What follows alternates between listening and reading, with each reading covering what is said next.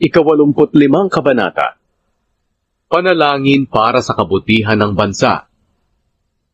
Panginoon, naging mabuti kayo sa inyong lupain. Ibinalik nyo sa magandang kalagayan ang Israel. Pinatawad nyo ang kasamaan ng inyong mga mamamayan. Inalis nyo ang lahat ng aming kasalanan. Inalis nyo na rin ang inyong matinding galit sa amin. Minsan pa, O Diyos, na aming tagapagligtas, ibalik nyo kami sa magandang kalagayan. Kalimutan nyo na ang inyong galit sa amin. Habang buhay na ba kayong magagalit sa amin hanggang sa aming mga salinlahi?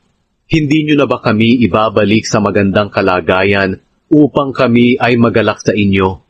Panginoon, ipakita nyo sa amin ang inyong pag-ibig at kami ay iligtas.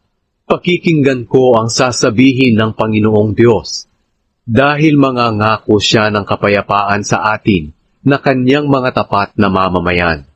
Iyan ay kung hindi na tayo babalik sa ating mga kamangmangan.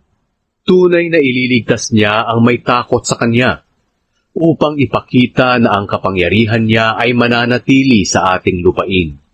Ang pag-ibig at katapatan ay magkasama, at ganoon din ang katarungan at kapayapaan.